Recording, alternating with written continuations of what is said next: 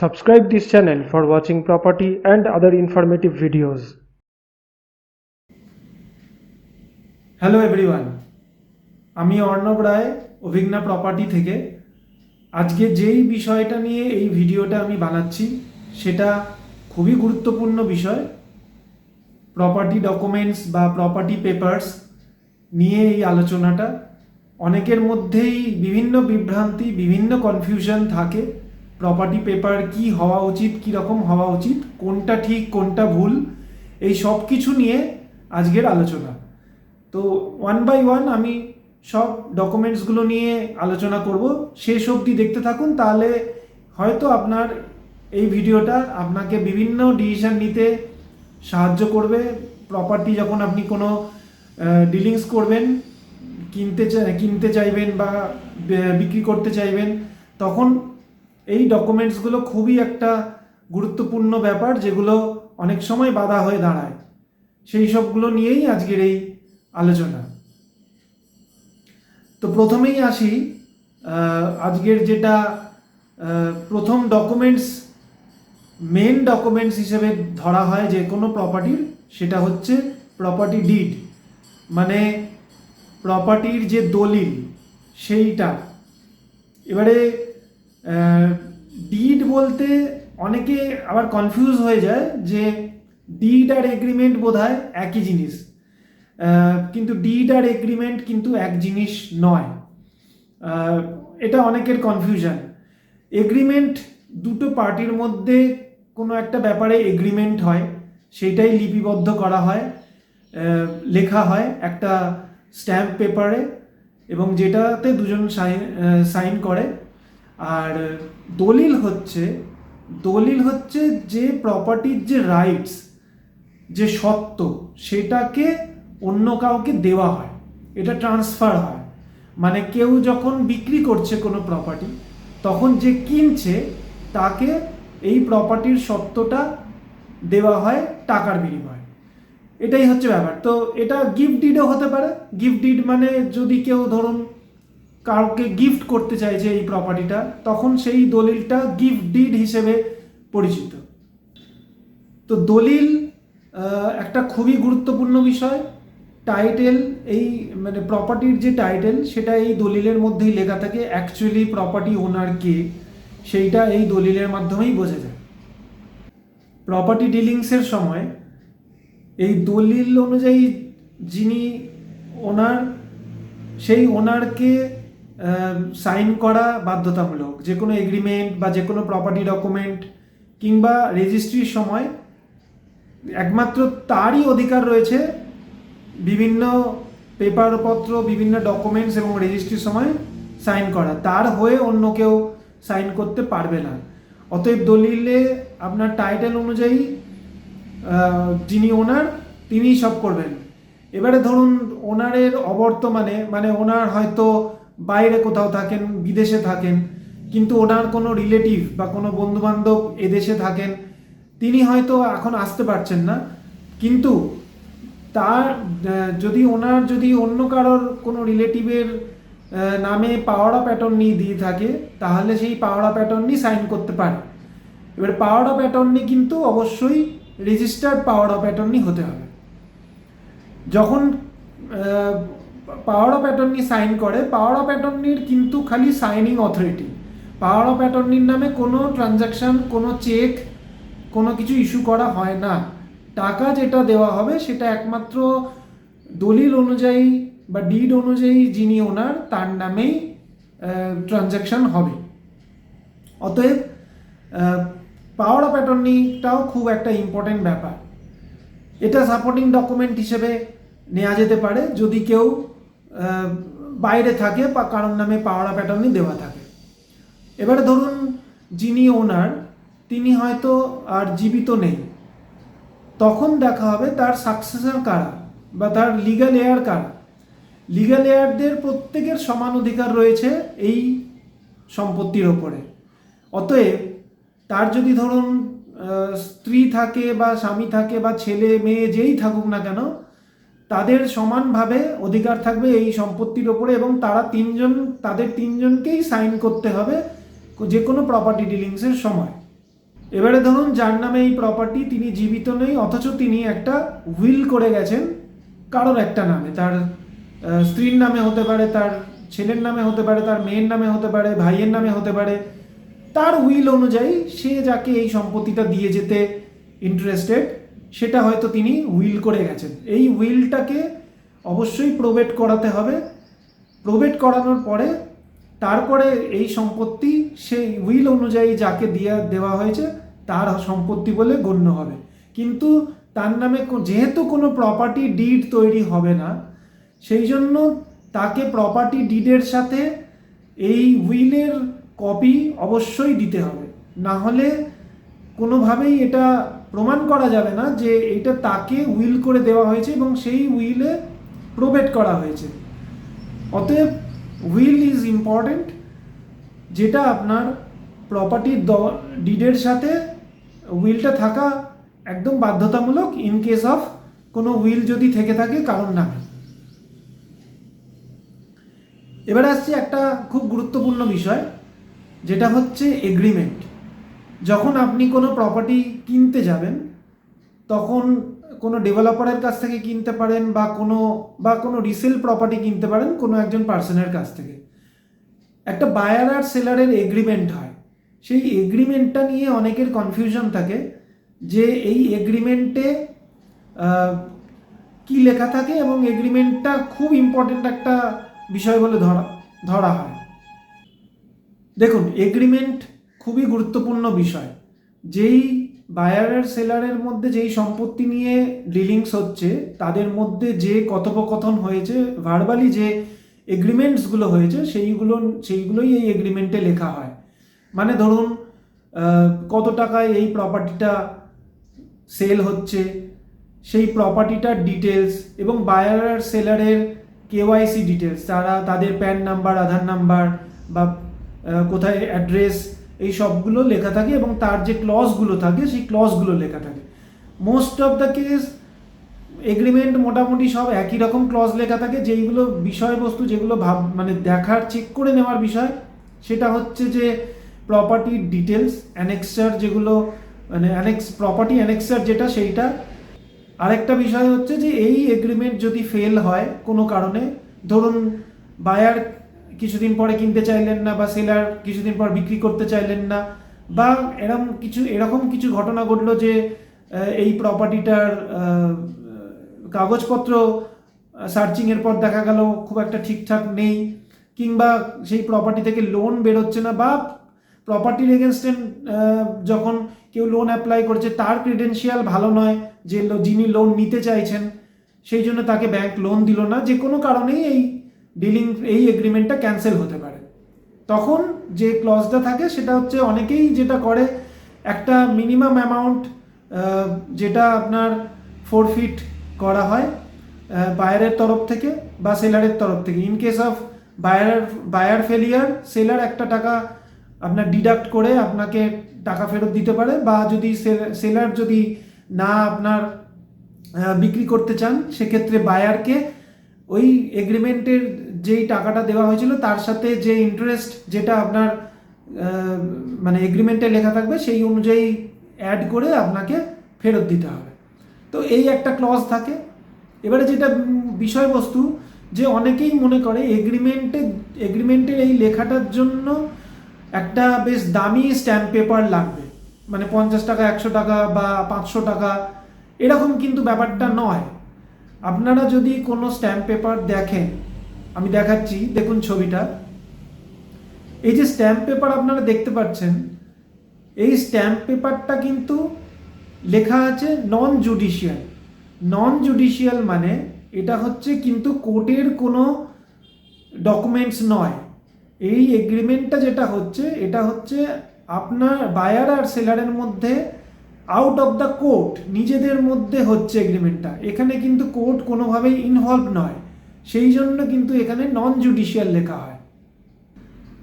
এবারে নন জুডিশিয়াল লেখা হলেও, যেহেতু একটা লিগাল পেপার, আমরা লিগাল এগ্রিমেন্টে যেতে চলেছি, বায়ার বা সেলার, আমি যদি বায়ার হয় সেলারের সাথে একটা লিগাল এগ্রিমেন্টে যেতে চলেছি, সেই জন্য একটা স্ট্যাম্প পেপার নিয়ে লেখা হয় যাতে এটা একটা লিগ্যাল এন্টিটি হিসেবে ধরা যেতে পারে।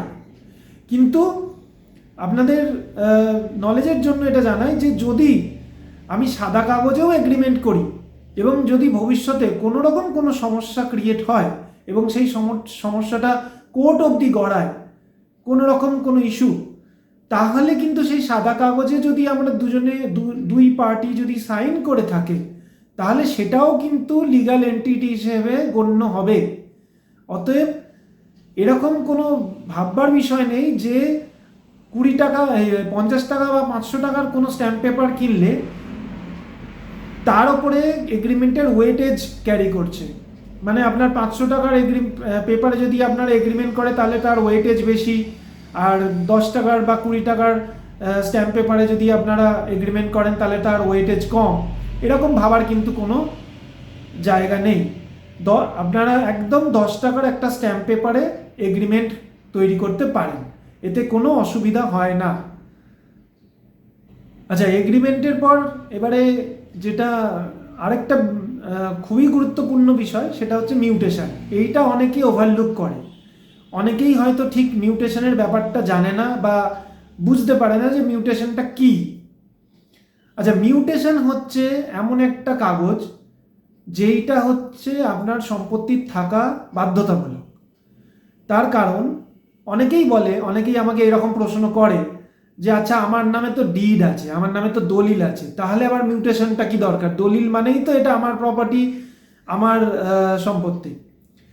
ব্যাপারটা ঠিক সেটা নয়।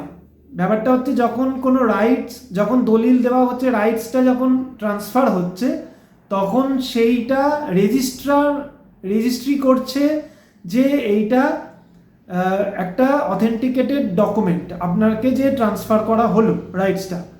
কিন্তু আপনার প্রপার্টিটা যে আপনার হলো, এইটা গভর্নমেন্টের কাছে কিন্তু কোনো ডকুমেন্টেড হলো না এই ডেলিংসের মাধ্যমে। প্রপার্টি ডিড তো আপনার কাছেই থাকবে, আপনার কাছেই আছে, কিন্তু কর্পোরেশনে বা মিউনিসিপ্যালিটিতে ওখানে কিন্তু কোথাও কোনো নথিভুক্ত হলো না যে এই প্রপার্টি এখন কার নামে রয়েছে। অতএব সরকারের ঘরে বা কোনো কর্পোরেশনে বা মিউনিসিপ্যালিটিতে এটা আমাদেরকে জানাতে হয় যে এই সম্পত্তিটা এখন থেকে আমার। এটাই হচ্ছে মিউটেশন। সেই জন্য মিউটেশন খুবই ইম্পর্টেন্ট একটা জিনিস। আর আজকের দিনে মিউটেশন ছাড়া কোনো ব্যাংক লোনও দিতে চায় না। তো মিউটেশন যারা প্রপার্টি ওনার, তাদের যদি এখনও কোনো মিউটেশন না হয়ে থাকে আপনার কোনো প্রপার্টির, তাহলে ইমিডিয়েটলি আমি সাজেস্ট করব যে আপনাদের কর্পোরেশনে বা মিউনিসিপ্যালিটিতে গিয়ে ইমিডিয়েটলি আপনার মিউটেশনটা অ্যাপ্লাই করতে। মিউটেশন অ্যাপ্লাই করতে বেশি কিচ্ছু লাগে না। মিউটেশনের জন্য আপনাকে ডিডটা নিয়ে যেতে হবে এবং তার এগেনস্টে ওরা আপনাকে একটা মিউটেশন ফি নেবে, আর যদি কিছু ট্যাক্স বাকি থেকে থাকে সেই ট্যাক্সটা আপনাকে চার্জ করবে এবং তারপরে আপনাকে মিউটেশনটা দিয়ে দেবে। মিউটেশন খুবই একটা ইম্পর্টেন্ট ব্যাপার যেটা থাকা বাধ্যতামূলক।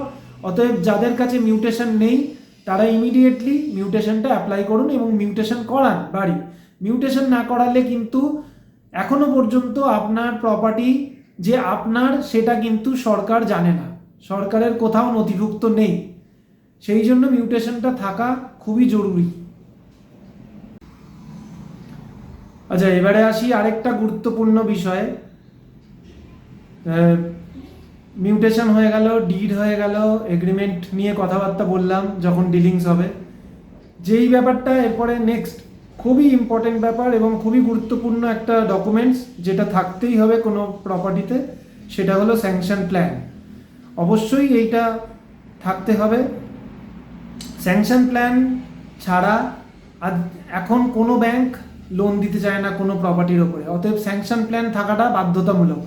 এবারে স্যাংশন প্ল্যান নিয়েও অনেক কনফিউশন হয়।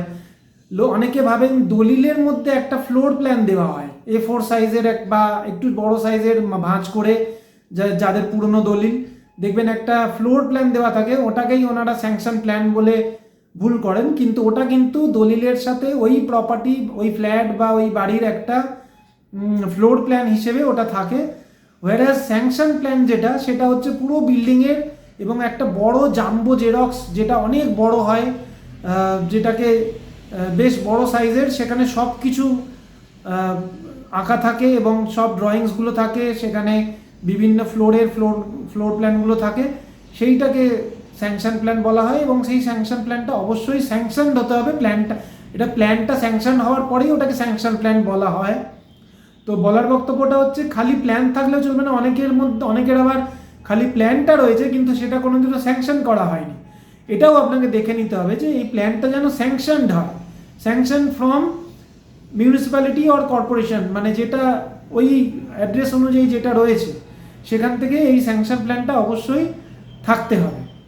এই স্যাংশন প্ল্যানটা না থাকলে কিন্তু প্রপার্টি বিক্রি করা খুব ডিফিকাল্ট এখনকার দিনে।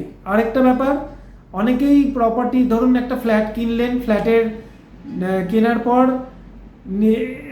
3 BHK ফ্ল্যাট, হয়তো সেটা ভেঙে, দেওয়ালগুলো ভেঙে 2 BHK করে নিয়েছেন, বা একটু মডিফাই করে নিয়েছেন নিজের ফ্ল্যাটটাকে, ডেভিয়েশন হয়ে গেছে ওই ফ্লোর প্ল্যানটা, তাহলেও কিন্তু খুব সমস্যা। তাহলেও কিন্তু ওই ফ্লোর প্ল্যান অনুযায়ী যদি না মেলে তাহলে কিন্তু ব্যাংক কোনোভাবেই লোন দেবে না। অতএব এই ডেভিয়েশনগুলোও আপনাকে যদি চেক করে নিতে হবে। যদি এটা সিসির আগে ডেভিয়েশনগুলো হয়ে থাকে, সিসির আগে, ধরুন আপনি বিল্ডিং তৈরি করার সময় এই ঘরগুলো একটু এদিক ওদিক করলেন, দেওয়ালটা এদিক ওদিক করলেন, তাহলে অবশ্যই সিসি বেরোনোর আগে আপনাকে এই স্যাংশন প্ল্যানটা রিভাইজ করে নিতে হবে, যেটা খুবই বাধ্যতামূলক। এবং সিসি বেরোনোর পরে কিন্তু স্যাংশন প্ল্যান রিভাইজ করা অলমোস্ট ইম্পসিবল। আমার ধারণা অনুযায়ী, আমি যতদূর জানি সেটা করা যায় না, জানি না হয় করা যায় কি যায় না, তবে আমি যতদূর জানি সিসি বেরোনোর পরে কিন্তু রিভাইজ হয় না। তো অতএব এটা অবশ্যই দেখে নেবেন যে কোনো ডেভিয়েশন আছে কিনা স্যাংশন প্ল্যানে। স্যাংশন প্ল্যানের পরে যেটা নেক্সট ডকুমেন্টস, সেটা হচ্ছে সিসি বা কমপ্লিশন সার্টিফিকেট। কমপ্লিশন সার্টিফিকেট এটাও একটা খুব ইম্পর্টেন্ট ডকুমেন্টস একটা যে কোনো প্রপার্টির ব্যাপারে। কোনো একটা প্রপার্টি যদি আপনি বানান, কোনো একটা বিল্ডিং বানান, বাড়ি বানান, বা কোনো বিল্ডিংয়ের কোনো একটা ফ্ল্যাট কেনেন, সেই বিল্ডিংটা হয়তো কমপ্লিশন সার্টিফিকেটই পায়নি, তাহলে কিন্তু এই বিল্ডিংটা থেকে কোনো লোন পাওয়া যাবে না। কেননা এটা সিসি বেরোনোর পরেই একমাত্র সিওয়ারেজ লাইন বা ইলেকট্রিক লাইন এইসবগুলো দেওয়া হয়। অনেক সময় তার আগেও দেওয়া হয়, বা অনেক সময় কোনো কারণবশত কোনোভাবে নেওয়া হয়ে যায়, বাট সিসিটা ছাড়া কিন্তু এটা দেওয়ার, সিওয়ারেজ লাইন হয় না। অতএব আপনাকে দেখে নিতে হবে যে কমপ্লিশন সার্টিফিকেট আছে কিনা বিল্ডিংয়ের। নেক্সট যে ডকুমেন্টস, সেটা হচ্ছে মিউটেশন তো হয়ে গেল, মিউটেশনের পরে ট্যাক্স রিসিট যেটা আপ টু ডেট আছে কিনা, মানে ধরুন আপনার 5 বছরের প্রপার্টি, 5 বছর আগে কিনেছেন, সেই ট্যাক্স দিয়ে যাচ্ছেন কিনা। যদি ট্যাক্স দেওয়া না থাকে, যদি মিউটেশনই না হয়, তাহলে আপনি ট্যাক্সটা কাকে দেবেন, ট্যাক্সটা কি করে দেবেন। অতএব ট্যাক্সগুলো বাকি রয়ে যায়, মিউটেশন করে সেই ট্যাক্সগুলো ফুলফিল করতে হবে, ট্যাক্সটা আপ টু ডেট করতে হবে। ট্যাক্স দেওয়া কিন্তু বাধ্যতামূলক যে কোনো প্রপার্টির ক্ষেত্রে, সে কম হোক বেশি হোক যাই হোক, ট্যাক্স ছাড়া কিন্তু মিউনিসিপ্যালিটিতে বা কর্পোরেশনে এই প্রপার্টিটার কোনো অস্তিত্ব নেই। অতএব ট্যাক্স আপনাকে দিতেই হবে। যদি বাকি থেকে থাকে সেই ট্যাক্স অবশ্যই আপ টু ডেট করে নিন বিক্রি করার আগে। আর যারা কিনবেন তারা দেখে নিন যে ট্যাক্স আপ টু ডেট করা আছে কিনা। যদি নাও থাকে তাতে চিন্তা করার কিছু নেই, যিনি বিক্রি করছেন তিনি বিক্রি করার আগে সেই দিন পর্যন্ত পুরো ট্যাক্স ক্লিয়ার করেই আপনাকে দেবেন। অতএব এখনও যদি না থাকে সেটা নিয়ে ভয় পাওয়ার কিছু নেই। ওনাকে, যিনি বিক্রি করছেন তাকে বলুন, সেলারকে বলুন যে ট্যাক্সটা ক্লিয়ার করে দিতে, উনি নিশ্চয়ই ট্যাক্স আপ টু ডেট করে আপনাকে রিসিট দিয়ে দেবে। আর ডকুমেন্টস বলতে ইলেকট্রিসিটি বিল আছে। ইলেকট্রিসিটি বিল তো যিনি ওনার তার নামে ইলেকট্রিসিটি মিটার থাকবে, অতএব ইলেকট্রিসিটি বিল থাকবে। সেই বিলটা একবার চেক করে নিন কেনার আগে। এবং যদি না থেকে থাকে, যদি এটা কোনো অন্য কারোর নামে মিটার নেওয়া হয়ে থাকে, অসুবিধা কিছু নেই। বিক্রি করার মানে কেনার পরে আপনি গিয়ে ডিড জমা দিয়ে নিজের নামে একটা মিটার অ্যাপ্লাই করতে পারেন এবং সেই মিটার আপনার নামে হয়ে যাবে। খালি একবার চেক করে নিন যে কোনো ডিউ রয়েছে কিনা ইলেকট্রিসিটি বিলে, তাহলে সেটা কিন্তু চেক করে নেবেন। যদি সেটা অনেক টাকার হয়, সেটা সেলারের সাথে কথা বলে নেবেন যে এত টাকা ডিউ হয়ে রয়েছে, সেইগুলো চেক করে নেওয়াটা খুবই মানে খুবই একটা ইম্পর্টেন্ট ব্যাপার। আচ্ছা, আরও কিছু ডকুমেন্টস যেটা আপনাদের দেখে নিতে হবে সেটা হচ্ছে প্রপার্টির যদি এটা ফ্ল্যাট হয় কোনো প্রজেক্টের আন্ডারে বা কোনো কোঅপারেটিভ সোসাইটিতে বা কোনো কমপ্লেক্সে, সেখানে আপনাকে দেখে নিতে হবে যে অ্যালটমেন্ট লেটার আর পজেশন লেটার এই দুটো আছে কিনা। অ্যালটমেন্ট লেটার মানে অ্যালোটেড করা হয়েছে এই ফ্ল্যাটটা আপনার, এবং পজেশন লেটার যেটা আপনাকে দেওয়া হয়েছে পজেশন দেওয়ার জন্য।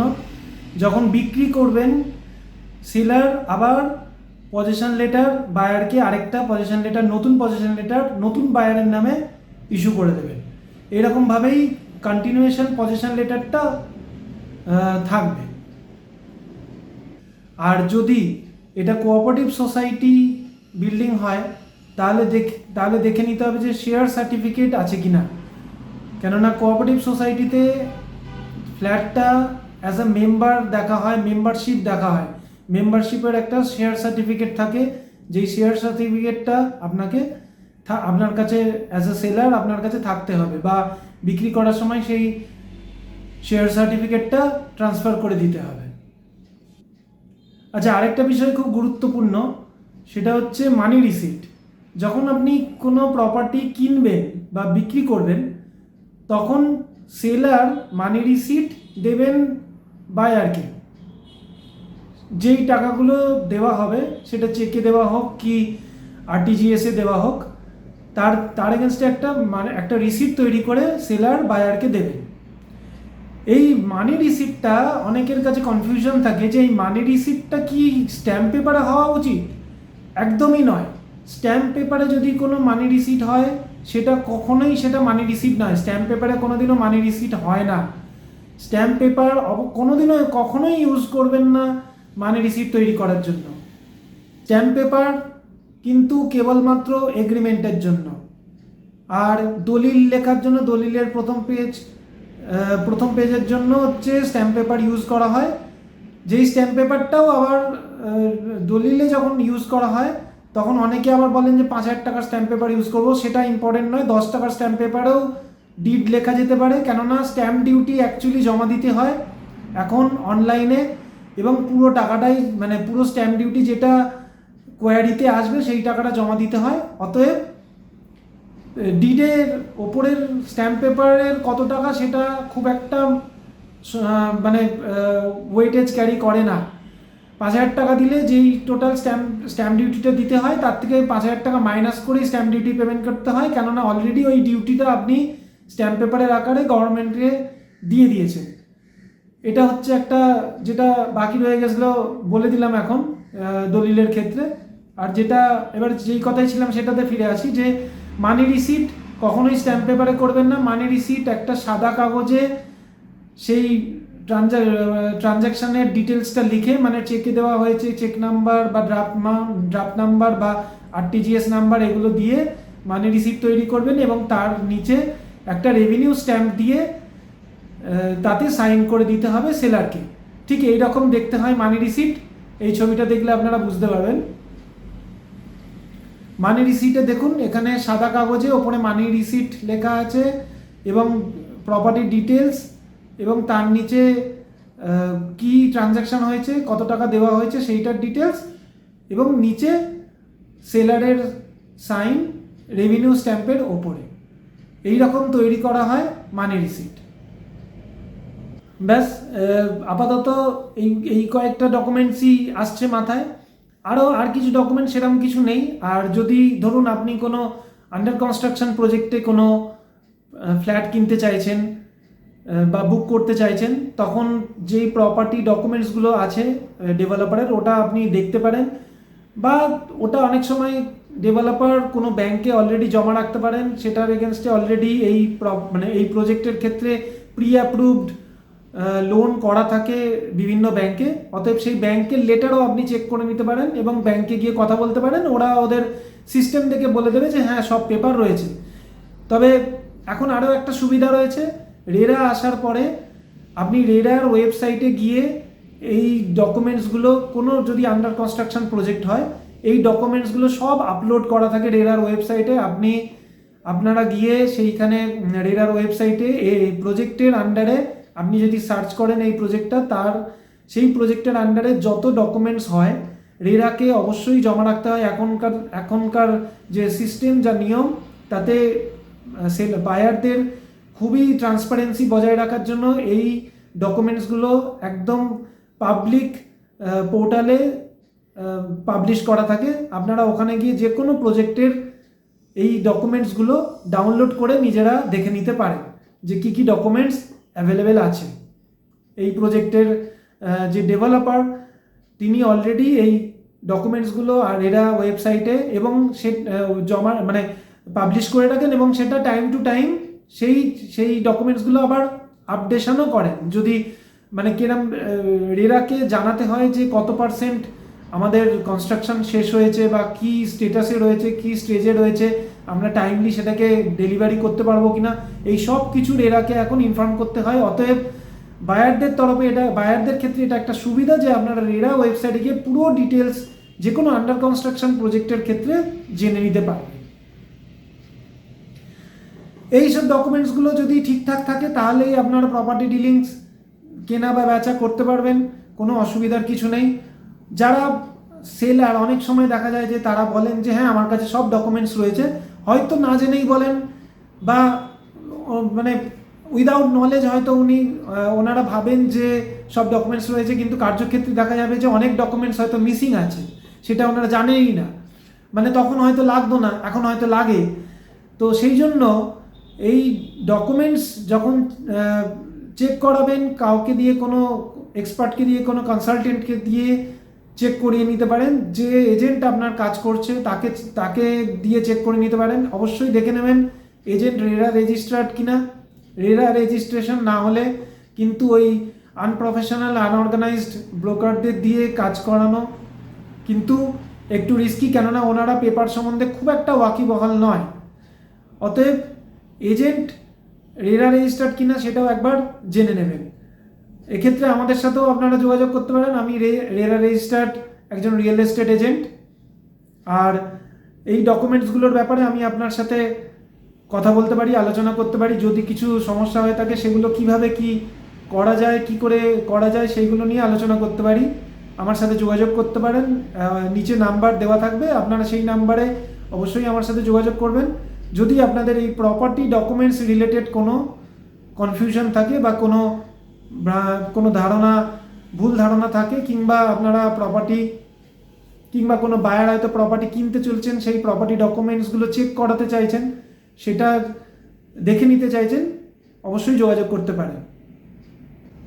ভিডিওটা এখানেই আমি শেষ করছি। আশা করি আপনাদের ভিডিওটা কাজে লাগবে।